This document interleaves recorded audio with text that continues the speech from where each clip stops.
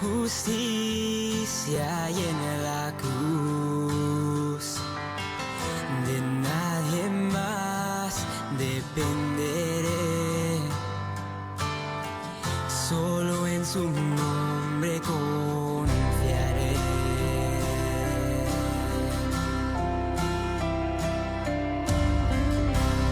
Mi esperanza está en Jesús, en su justicia y en la cruz. De nadie más dependeré, solo en su nombre confiaré.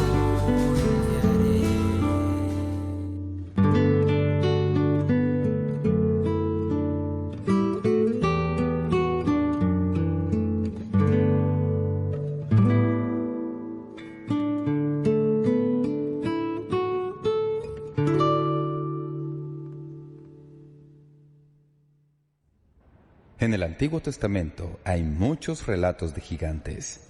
Los encontramos en el libro de Josué, y la narración sobre David y Goliat es bien conocida por todos nosotros. Ese gigante de casi 3 metros de estatura que aterrorizaba a los ejércitos de Israel. Hoy empezaremos una serie de mensajes titulada «Cómo enfrentarse a los gigantes en su vida». No estamos hablando de gigantes físicos, sino más bien de gigantes espirituales. El primer gigante del que vamos a hablar es el gigante del temor. Después de cerrar la puerta de su pequeño apartamento en 1949, Marjorie Goff salió solo 3 veces en 30 años. Salió una vez para comprar helado para una amiga que estaba muy enferma. Salió otra vez para una operación.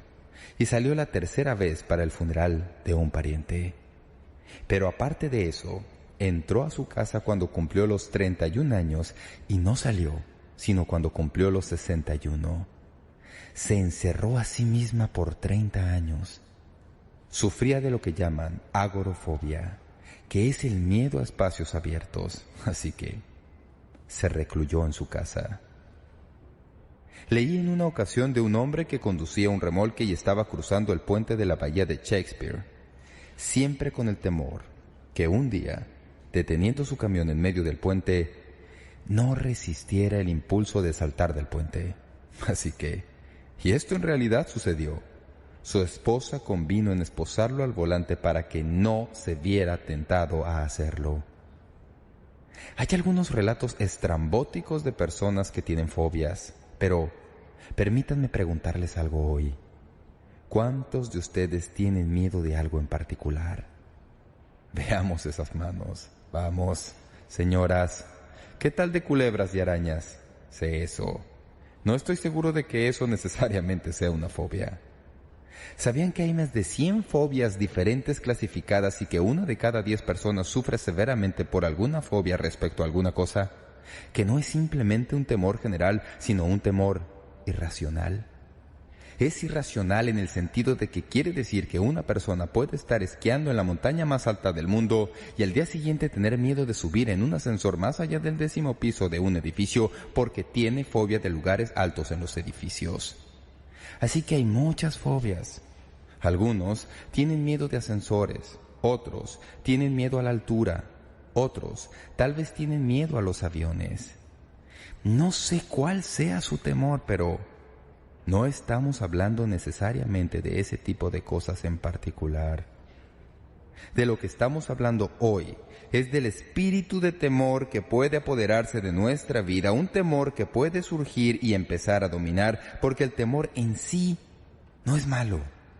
Dios creó el miedo para que podamos tener la oportunidad de tener repentinos fogonazos de energía y fuerza y velocidad en emergencias. Pero cuando el temor se convierte en condición permanente, puede paralizar su espíritu, aterrorizar su corazón y perjudicar su vida. Confieso que en mis 30 años como pastor y maestro he visto el temor más de una vez. Lo he visto en el hospital cuando una familia recibe noticias trágicas. Y he visto el temor en sus ojos. He hablado con padres cuyos hijos se han fugado. He tratado de ayudar a esposos cuyas esposas acaban de decirles que quieren el divorcio y viceversa. He estado presente cuando el médico le dice a una pareja joven que su recién nacido está muy grave. He pasado al púlpito para hablar ante enormes multitudes y aunque usted no lo crea, he estado aterrado hasta los huesos. El temor me ha asestado una puñalada en el corazón al ver a mis 2 hijos recibir furiosos encontronazos en la cancha y quedarse tendidos en el suelo por lo que parecía una eternidad. Y he pasado la noche entera junto a mi hija Jennifer en el hospital después de que sufriera una concusión jugando un partido de fútbol cuando era pequeña. He visto a mis hijos al llegar al primer día a escuelas nuevas y he visto el temor en sus vidas mientras se preguntaban si serían aceptados y si eso iba a resultar. He conducido por todo el país a universidades tan distantes y sentido el temor al contemplar a mis hijos instalarse en dormitorios por primera vez y tratar de conocer a gente que nunca antes habían visto en sus vidas. También he conocido personalmente el temor que lo oprime a uno cuando el médico te dice que padeces de una enfermedad grave. El temor no me es extraño. Y probablemente tampoco lo sea para usted. Para ser sinceros, somos como el muchachito que tenía 2 líneas en un drama escolar. Todo lo que tenía que hacer era entrar en escena y decir, soy yo, no tengan miedo. Pero cuando entró en escena y vio al público, lo que dijo fue, soy yo y tengo miedo. Alguien ha definido el temor como un pequeño arroyo de duda que corre por nuestra mente y con el tiempo abre un canal tan grande que todos los pensamientos escapan por ahí.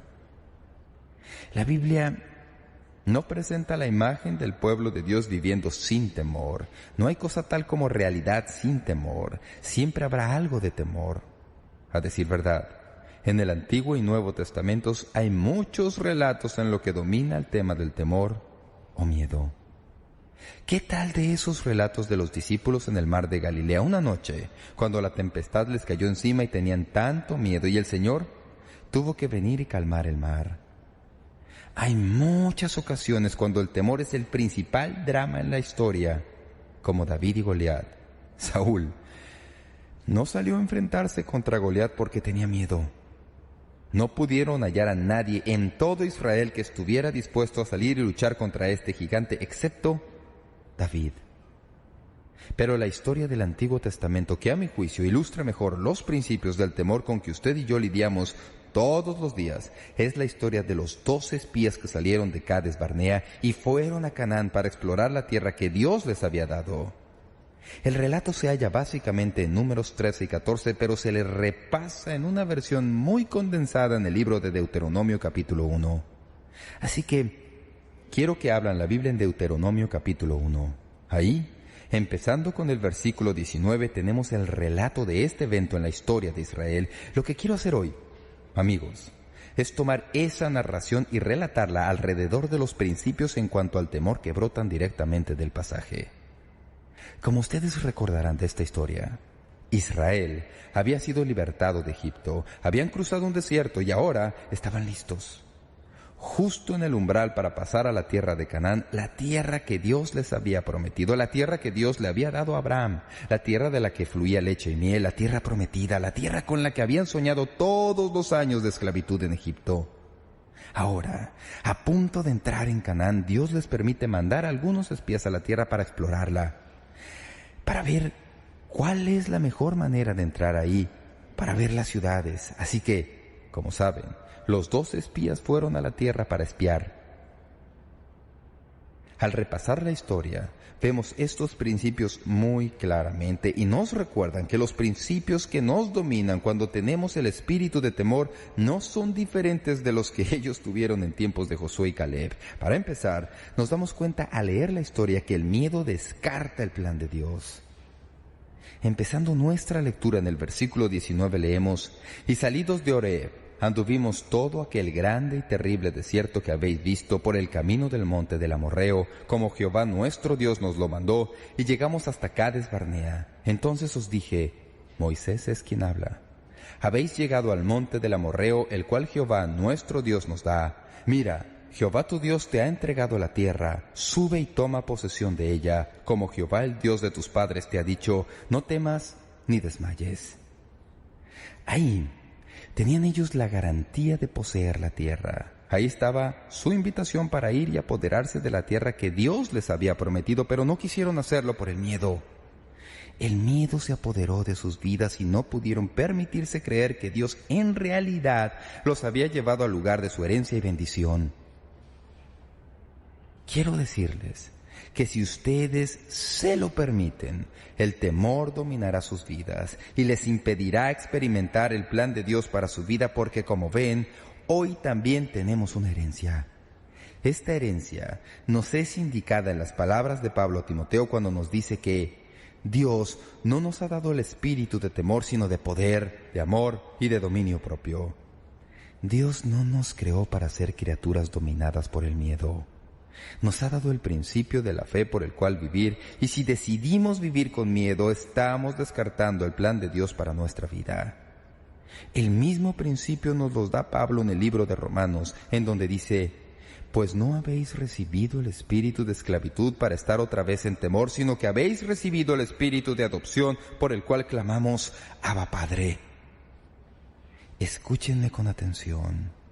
La palabra de Dios nos dice que su plan para nosotros, su deseo para nosotros es que vivamos por encima del temor, que andemos en el poder de su amor y que no nos dejemos dominar por el miedo. Pero si permitimos que el miedo se apodere de nosotros, no perseveraremos en el plan de Dios. El segundo principio en este pasaje es que el miedo distorsiona los propósitos de Dios. Para mí es interesante lo que puede sucedernos cuando el miedo empieza a dominar nuestra vida. Todo se sale de perspectiva, todo se distorsiona. Este relato lo ilustra. Los 10 hombres que volvieron de Canaán con su informe trajeron una imagen muy distorsionada de lo que había ahí. Leemos de esto en los versículos 27 y 28, en donde la Biblia dice: «Y murmurasteis en vuestras tiendas, diciendo, porque Jehová nos aborrece, nos ha sacado de la tierra de Egipto para entregarnos en manos del amorreo para destruirnos. ¿A dónde subiremos? Nuestros hermanos han atemorizado nuestro corazón diciendo, este pueblo es mayor y más alto que nosotros, las ciudades grandes y amuralladas hasta el cielo, y también vimos ahí a los hijos de Anac». Estos 10 hombres volvieron y les dijeron a los israelitas: esta es una tierra grandiosa, pero no podemos ir.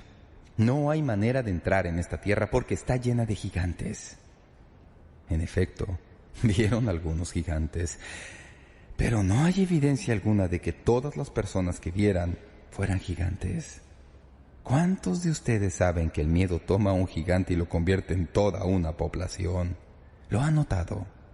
Intimidación.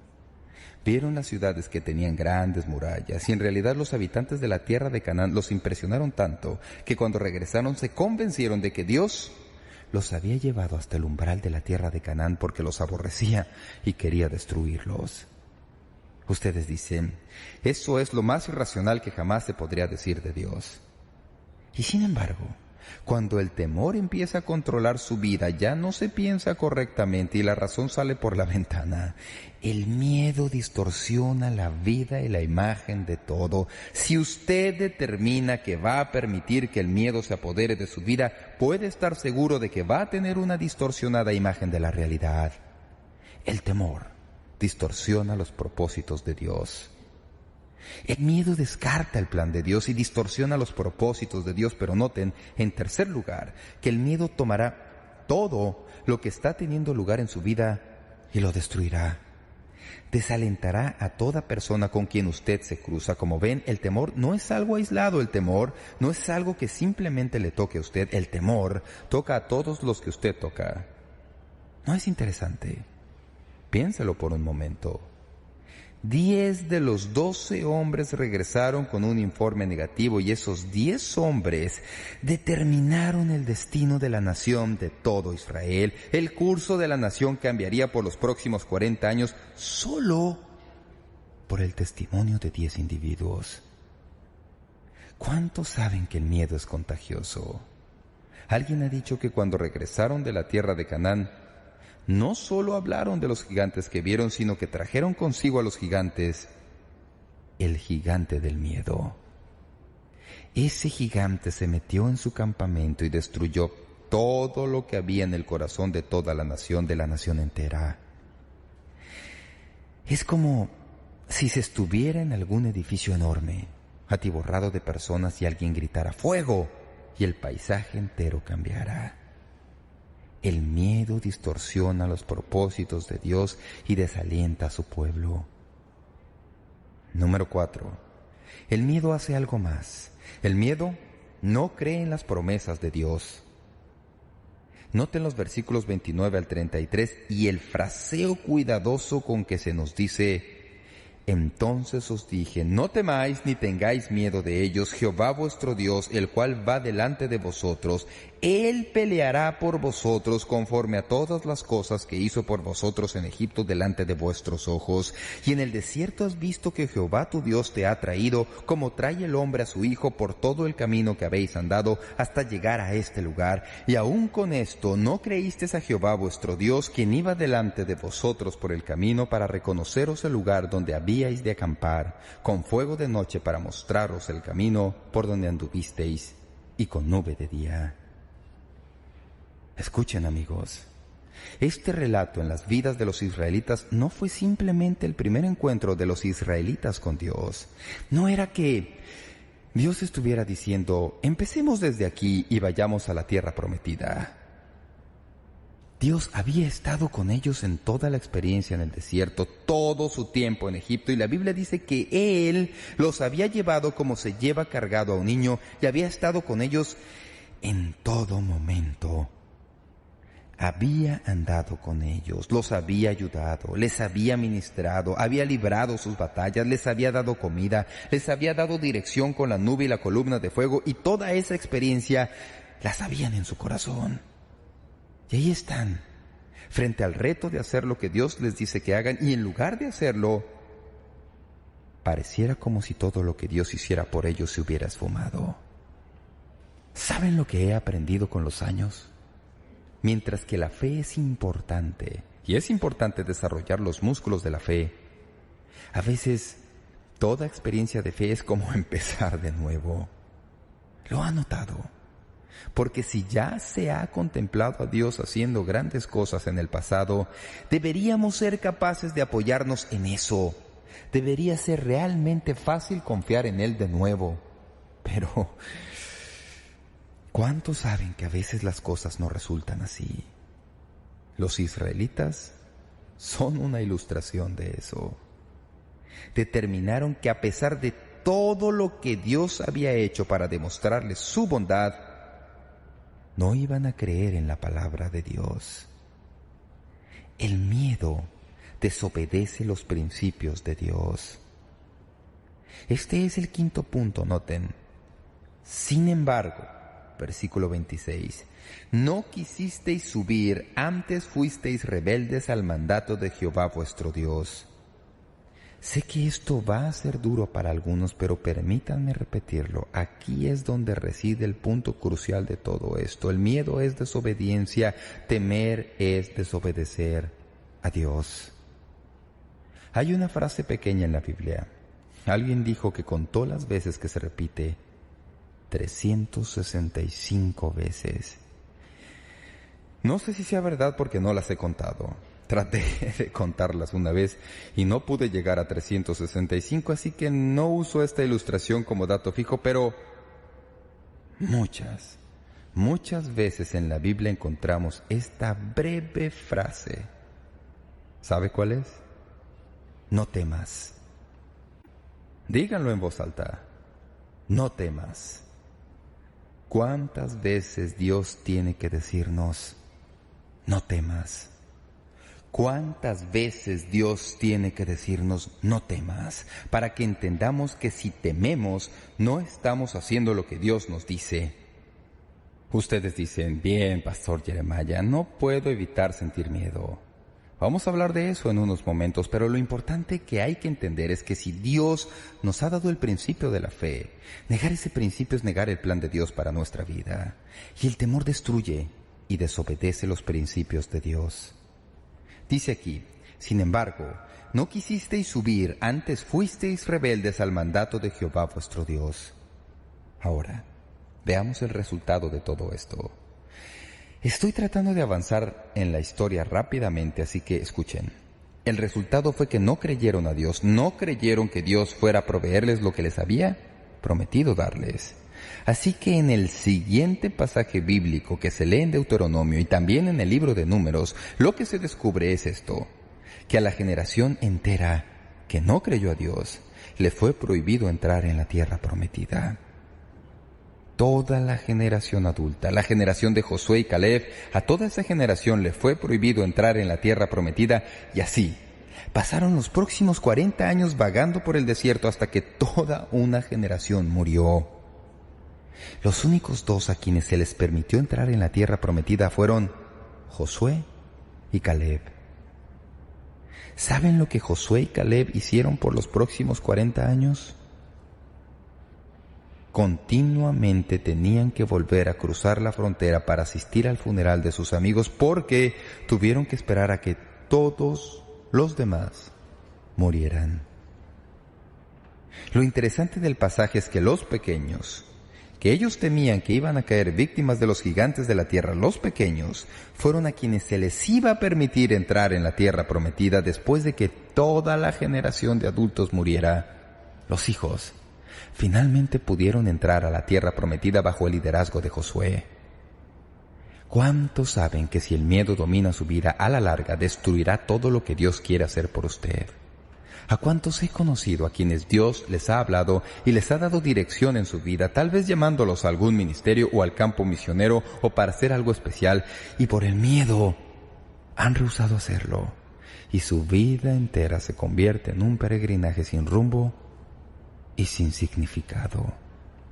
Amigos míos, el miedo puede privarnos de lo que Dios quiere darnos. El temor es una fuerza poderosa, y el espíritu de temor que domina una vida puede impedir que Dios haga lo que quiere hacer en usted. Usted dice, bien, Pastor Jeremiah, ¿qué hago con el miedo? No quiero simplemente presentarles el problema. Todos sabemos que el miedo es un problema. Algunos de ustedes me están oyendo hoy con el miedo como un problema muy grande. Conocí a una joven una vez que con lágrimas vino a verme después de un culto y me dijo, «Casi ni puedo creer que usted haya hablado sobre esto hoy». Le pregunté, «¿Qué quiere decir?». Me dijo, «Este es mi primer domingo en San Diego. Vine de la costa oriental de los Estados Unidos porque pensaba que Dios quería que viniera a la costa oeste. Vine buscando trabajo, no conozco a nadie, no tengo trabajo, no sé dónde voy a vivir, no sé nada de esto. Nunca ha habido un momento en mi vida en que haya sentido más miedo que en este momento. Y vengo a su iglesia y usted habla sobre el miedo. ¿Qué puedo hacer? ¿Qué hace uno cuando el temor empieza a dominar la vida? Quiero darles 4 o 5 cosas que he aprendido al estudiar la palabra de Dios. Número 1. Usted confronta su temor sinceramente. Tiene que confrontar su temor. El temor no va a esfumarse. Si usted tiene un espíritu de temor que le acosa y no le deja en paz, no va a desaparecer porque sí un buen día. Usted tiene que confrontarlo. Tiene primero que entender lo que le hace sentir temor. Algunos me han dicho, «¿Sabe, pastor? No sé de qué tengo miedo, pero tengo miedo». Tenemos que pedirle a Dios que nos ayude a aislar qué es lo que tememos y confrontarlo, porque le aseguro que no es algo de lo que usted pueda huir. Leí en una ocasión de una familia canadiense que, temiendo que estallara otra guerra mundial, decidió mudarse a otro lugar del planeta en donde la paz estuviera garantizada. Así que después de meses de deliberación, escogieron el lugar más remoto que pudieran imaginarse, y en marzo de 1982 se fueron a vivir a las Islas Malvinas. 5 días después, los argentinos invadieron las islas, lo que dio inicio a la guerra por esas islas. ¿Saben? Si uno huye del miedo, a donde quiera que vaya, el temor le estará esperando a la puerta. Así que hay que confrontarlo. En segundo lugar, y ya aludí a esto, pero permítanme ponerlo en términos positivos, confiéselo como pecado. Si Dios dice, no temas, y tememos, estamos desobedeciendo a Dios. Usted dice, uno no manda en los sentimientos. No, uno no manda en sus sentimientos, pero sí puede decidir expresamente obedecer la voluntad de Dios y puede llenar su vida con la verdad de Dios. El Salmo 34:4 dice, busqué a Jehová y Él me oyó y me libró de todos mis temores. Hay solo una manera de librarse del temor. Como todo otro pecado, tenemos que reconocerlo, confesarlo, arrepentirnos de él y apropiarnos de las promesas divinas del perdón y seguir adelante. Así que hay que confrontar sinceramente el pecado y hay que confesarlo como pecado. Tercero, hay que apropiarse de la promesa de protección divina. ¿Saben que la Biblia está llena de promesas? Y si yo fuera una persona con un espíritu de temor, buscaría unas cuantas tarjetas, me sentaría con lápiz en mano y anotaría las porciones bíblicas que le voy a dar en un momento, copiándolas en esas tarjetas. Pondría una en el visor del coche, pondría otra en el espejo del baño, otra sobre mi escritorio, pondría una en mi billetera y tal vez en mi bolsillo. Dios nos ha dado promesas para alentarnos y fortalecernos.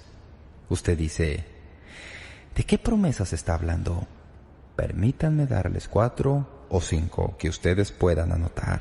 La primera, Deuteronomio 31:6. Esforzaos y cobrad ánimo, no temáis ni tengáis miedo de ellos, porque Jehová tu Dios es el que va contigo. No te dejará ni te desamparará. Esa es una buena palabra, ¿verdad? Número 2. Salmo 27:1. Jehová es mi luz y mi salvación, ¿de quién temeré? Jehová es la fortaleza de mi vida, ¿de quién he de atemorizarme? Salmo 118:6. Jehová está conmigo, no temeré lo que me pueda hacer el hombre. Proverbios 3:25. No tendrás temor de pavor repentino, ni de la ruina de los impíos cuando viniere, porque Jehová será tu confianza, y Él preservará tu pie de quedar preso. Proverbios 29:25. El temor del hombre pondrá lazo, mas el que confía en Jehová será exaltado. Este es mi favorito. Isaías 41:10. Léalo en voz alta conmigo. No temas, porque yo estoy contigo, no desmayes, porque yo soy tu Dios que te esfuerzo. Siempre te ayudaré, siempre te sustentaré con la diestra de mi justicia. Ponga esos versículos en su corazón, escríbalos en tarjetas, y cuando el espíritu de temor empiece a introducirse en su vida, saque un pasaje y empiece a leerlo. No se limite a estos pasajes, busque los suyos propios. Puede buscar las palabras temor y miedo en una concordancia bíblica. Busque todos los pasajes y escarbe esas verdades y hágalas parte de su sistema. Y cuando el enemigo se acerque con sus susurros de temor, usted le dice, olvídalo. Tengo un par de palabras de Dios. No temas. Luego tengo que decirles algo que va a sonarles más bien extraño. Y tal vez como respuesta de cajón, pero no lo es. Espero que presten atención. Usted necesita cultivar una relación personal más estrecha con Dios. Ustedes dicen, Pastor Jeremiah, ¿no podría salir con algo más original? Pero esto es realmente importante. Encontramos a 2 de los 12 hombres que volvieron y vieron lo mismo que todos los demás. Josué y Caleb fueron a los mismos lugares que los demás. Vieron a los gigantes, lo vieron todo. Vieron las ciudades con muros, pero volvieron con una perspectiva diferente. Volvieron y dijeron, podemos hacerlo. A menudo me gusta decir que la diferencia es que los 10 que volvieron con el informe negativo vieron a los gigantes comparándolos consigo mismos. Josué y Caleb vieron a los gigantes en comparación con Dios. Hay una gran diferencia al hacer las comparaciones, pero la Biblia nos dice que los únicos 2 hombres a los que se les permitió entrar en la tierra prometida fueron Josué y Caleb, y Dios los bendijo porque en ellos hubo algo singularmente diferente de los otros 10 que representaron a Israel en esa exploración. Noten lo que sucede. Al leer la palabra de Dios se descubre la diferencia. ¿Cuál fue la diferencia respecto a Josué y Caleb? Voy a darles 3 versículos. El primero se halla en Deuteronomio 1. Excepto Caleb, hijo de Jefone, él la verá, y a él le daré la tierra que pisó y a sus hijos, porque ha seguido fielmente a Jehová. El siguiente pasaje está en el libro de Números, dice: pero a mi siervo Caleb, y aquí está, por cuanto hubo en él otro espíritu y decidió ir en pos de mí, yo le meteré en la tierra donde entró, y su descendencia la tendrá en posesión. Volviendo al libro de Deuteronomio, noten esto en cuanto a Josué y Caleb. Claramente al final del pasaje dice: porque ha seguido fielmente a Jehová. La diferencia entre Josué y Caleb y los demás hombres fue esa. Uno de los pasajes dice que estaban llenos del Dios Todopoderoso, habían cultivado una relación personal con Dios que hacía de Dios lo más importante y lo dominante en sus vidas. Así que cuando ellos fueron a ver la tierra que Dios les había prometido y vieron a los gigantes y las altas murallas y el terror de la tierra que, como dice la Biblia, se había apoderado de sus habitantes, Josué y Caleb lo vieron y dijeron: bien, para Dios esto no es nada. Dios, podemos hacerlo. Dios, tú nos has dado esta tierra. Podemos hacerlo. Como ven, lo que hacemos cuando tenemos miedo es cultivar una relación personal con Dios que nos haga empezar a entender quién es Dios, sus capacidades y su poder, y entonces podemos empezar a ver nuestros temores desde la perspectiva de un Dios grande, poderoso y para quien nada es difícil. En el Nuevo Testamento hay un versículo. Si tuviera que escoger un versículo de toda la Biblia como el más importante en cuanto al temor, sería este, y no lo hubiera dicho, sino cuando empecé este estudio esta semana. Primera de Juan 4:18, léalo en voz alta conmigo. En el amor no hay temor, sino que el perfecto amor echa fuera el temor, porque el temor lleva en sí castigo, de donde el que teme no ha sido perfeccionado en el amor. Ahora quiero preguntarles algo. ¿Qué es lo opuesto al temor? ¿Qué es lo opuesto al miedo? ¿Confianza? Muy bien. ¿Qué más? ¿Valor? Todo eso está muy bien, pero no es del todo correcto. Me gusta hacer preguntas cuando sé que van a dar la respuesta equivocada. ¿Saben? Permítanme decirles qué es lo opuesto al miedo. Lo opuesto al miedo es el amor. Eso es lo que dice el versículo. Dios no nos ha dado el espíritu de temor, sino de amor. En el libro a Timoteo, donde Pablo habla, y que ya mencionamos, ¿cuál es la lección? Porque no nos ha dado Dios espíritu de temor, sino de poder, de amor y de dominio propio. Así que, ¿cómo es el amor lo opuesto al miedo? Observen con atención. Cuando su hijo pequeño se despierta por la noche, como lo hacen a veces, y tienen terror a la oscuridad, a veces nuestro nieto pequeño, David Todd, se queda con nosotros. Y sus papás nos dicen que a veces tiene una pesadilla y se despierta en plena noche y tiene miedo, y empieza a llorar. No es el llanto normal, es el llanto del miedo. Ahora bien, uno no corre al cuarto y le dice: vamos David, sé valiente. Uno toma al pequeño en brazos, le abraza fuertemente y le dice lo mucho que le quiere, y que todo está bien, y que va a salir bien. Lo envuelve con cariño. ¿No es eso lo que usted hace? Uno de mis predicadores favoritos de otra generación es Harry Ironside. Él dice que cuando su hijo era pequeño, solían jugar a un juego llamado Los Osos. Dice: yo era un oso y andaba persiguiendo a mi hijo. Hoy no son osos, son monstruos. Pero en su día eran osos. Y dice: solíamos jugar este juego. Un día cuando jugábamos, el entusiasmo subió un ápice de más, y el niño quedó acorralado. Y de repente se asustó a más no poder. Por un momento escondió su carita. Luego, saltando desaforado, se lanzó a los brazos de su padre mientras decía: de ti no tengo miedo, tú no eres un oso, tú eres mi papá. Eso es lo que Dios quiere que hagamos cuando tenemos miedo, ¿verdad? Lanzarnos a sus brazos. Él es nuestro Padre.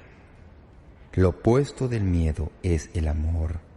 Cuando comprendemos lo mucho que Dios nos ama, cuando captamos esa verdad, no tendremos miedo. Sabremos que Él nos ama demasiado como para permitir algo en nuestra vida que pueda hacernos daño o destruirnos. Que Él es nuestro Padre y que nos ama profundamente. Y que conforme cultivamos ese amor por Él, recuerden que podemos amarle solo porque Él nos amó primero. Cuando empezamos a amarle como Él nos ha enseñado por su amor por nosotros, ese amor empieza a echar fuera el temor.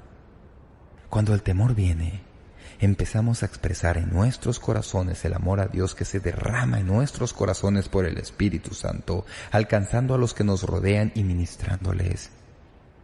No hay nada que pueda quitarle la parálisis del temor, como participar en el ministerio de Dios a la familia, ayudándoles, animándoles y siendo parte de las cosas que los atormentan.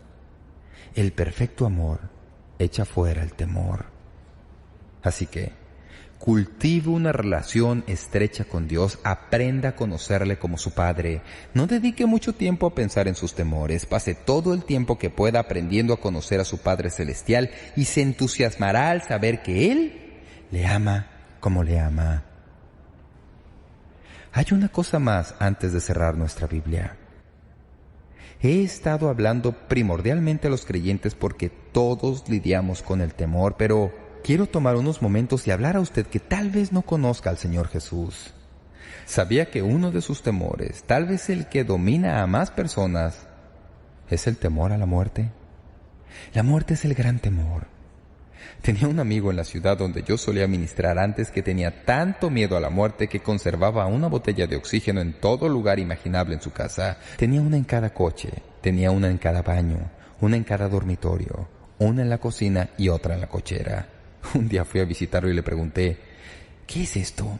Me dijo, bien, tengo un problemita con el corazón. Temo que un día de estos me vaya a dar un ataque cardíaco y que no pueda inhalar oxígeno y me vaya a morir. Estoy haciendo todo lo que puedo para aumentar las probabilidades. Estoy tratando de poner estas cosas en todas partes para que si algo sucede... Saben, pienso que hay razón para tener cuidado, pero eso ya es una fobia. ¿Cuántos de ustedes se dan cuenta de que si la muerte viene a buscarlo, ninguna cantidad de botellones de oxígeno podrá ayudarle? Conozco a algunos que se aterran simplemente al pensar en la muerte. Tengo que decirles algo, y lo digo con toda sinceridad, no le tengo miedo a la muerte, no lo tengo. Miré a la muerte cara a cara y no le tengo miedo. No quiero morir. Quiero que entiendan bien esto. Quiero seguir vivo todo lo que pueda para atormentarlos a ustedes. Pero, ¿no es maravilloso poder decir con absoluta certeza, no tengo miedo a la muerte? El creyente tiene lo mejor de Dios aquí, y si Dios pone la muerte en su futuro próximo, el creyente se gradúa para ir a la presencia del Todopoderoso. Pero hay algunos que pasan toda su vida como esclavos por el miedo a la muerte. Y tengo un versículo para todos que quiero que noten. Está en Hebreos y quiero que lo escuchen con atención. Dice, así que, por cuanto los hijos participaron de carne y sangre, Él también participó de lo mismo para destruir por medio de la muerte al que tenía el imperio de la muerte, esto es, el diablo. Y presten atención a esto. Y librar a todos los que por el temor de la muerte estaban durante toda la vida sujetos a servidumbre. ¿No es este un pasaje interesante? La Biblia dice que Jesucristo vino a este mundo y se hizo carne y sangre, y luego fue a la cruz y quedó colgado entre el cielo y la tierra, y pagó la pena de todos nuestros pecados y destruyó el poder de la muerte. Y por eso la Biblia dice que si usted cree en Cristo vivirá y nunca morirá. Ahora, usted morirá físicamente, pero no morirá espiritualmente. La muerte física ya no lo aterra. La Biblia dice que Jesucristo vino al mundo y al ser colgado en la cruz pagó la pena de todos nuestros pecados para así destruir al que tenía el poder de la muerte. ¿Quién es? El diablo. Jesús pudo librarnos de la esclavitud del temor a la muerte que nos aterra toda nuestra vida. Así que si usted ve a un creyente que sabe la palabra de Dios y conoce al Dios de la palabra, usted ve a alguien diferente de toda otra persona. No tiene ganas de morirse, ni quiere morirse, pero no tiene miedo de morir porque sabe que uno está ausente del cuerpo pero presente ante el Señor. Quiero hacerle esta pregunta. ¿Tiene usted esta seguridad en su corazón? ¿Está seguro de que al morir irá a estar con Dios? La única manera de estar seguro es poner su confianza en Jesucristo como Salvador e invitarle a su vida recibiéndole como Señor y Salvador y pidiéndole que le quite el temor a la muerte y le dé vida eterna. Se la dará. Así como quiero invitar a mis amigos creyentes a alejarse del espíritu de temor y empezar a creer en el Dios que les ama, quiero pedirle a todos ustedes que tal vez no conozcan al Señor Jesucristo, que le den a Jesucristo el primer lugar en su vida y que le pidan que les perdone su pecado y les dé vida eterna. Él le quitará su miedo a la muerte, le dará la esperanza de la vida eterna.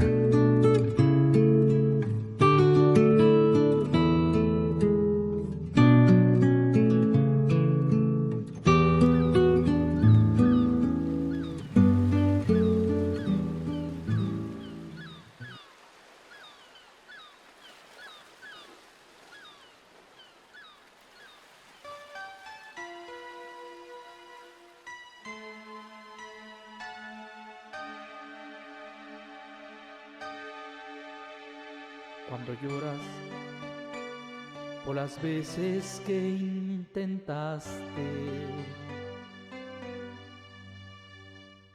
y tratas de olvidar las lágrimas que lloraste, solo tienes pena y tristeza, un futuro incierto empieza. Puedes tener paz en la tormenta. Muchas veces yo me siento igual que tú y mi corazón anhela algo real.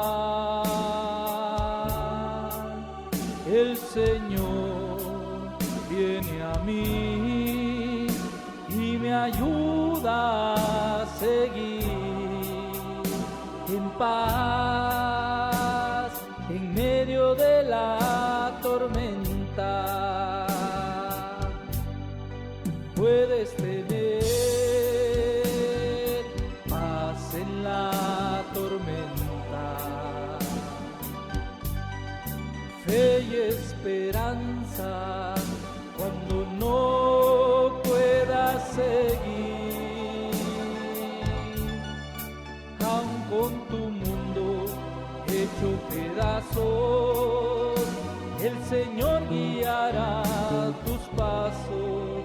Puedes tener paz en la tormenta. Cuando lloras por las veces que intentaste y tratas de olvidar las lágrimas que lloraste, solo tienes pena y tristeza, un futuro incierto empieza. Puedes tener paz en la tormenta. Puedes tener paz en la tormenta. Fe y esperanza cuando no puedas seguir, aun con tu mundo hecho pedazos, el Señor guiará tus pasos en paz en medio de la tormenta. veces yo me siento igual que tú. Y mi corazón anhela algo real. El Señor viene a mí y me ayuda a seguir en paz en medio de la tormenta. Puedes tener paz en la tormenta, fe y esperanza cuando no puedas seguir, aun con tu mundo hecho pedazos, el Señor guiará tus pasos. Ten paz en medio de la tormenta. Puedes tener paz en la tormenta, fe y esperanza cuando no puedas seguir, aun con tu mundo hecho pedazos, el Señor guiará tus pasos. Ten paz en medio de la tormenta. Ten paz en medio de la tormenta.